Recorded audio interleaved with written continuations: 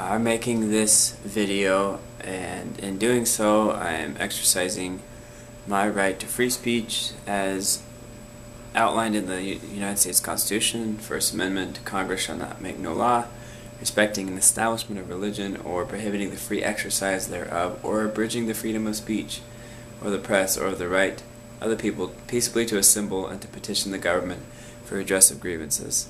So I recognize not everyone will agree with my viewpoint I state here, but I do expect to be heard, be free from harassment or retaliation, and as I grant that respect to others who disagree with me. Recently, the standing law in the military, referred to as "Don't Ask, Don't Tell," was repealed. This is a travesty. Let me quote from President Obama and give my rebuttal. He said, "By ending Don't Ask, Don't Tell, no longer will our nation be denied the service of thousands of patriotic Americans forced to leave the military despite years of exemplary performance because they happen to be gay. And no longer will many thousands more be asked to live a lie in order to serve the country they love." I can't begin to tell you what's wrong with that. First of all, people who would identify themselves as homosexual were not required to leave the military. They're required not to openly display that. And as I find entering into public discourse, I have to repeat over and over and over and over again, the behavior of homosexual behavior is vastly different from the attraction. I will say this time and time again. Homosexual behavior is wrong and harmful. It's not wrong because it's not harmful because it is declared wrong. It is declared wrong because it is already harmful. That is the truth.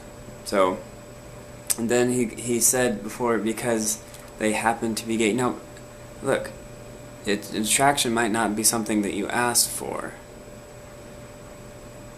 but you have the choice at that point to react. You have the choice to choose whether to give in to that. It's exactly the same. It's no different than an impulse to steal, an impulse for any deviant behavior that's considered harmful. Alcoholism. The person has an attraction to alcohol. That person has a choice. Do you want to give in to something harmful or resist and live a different lifestyle?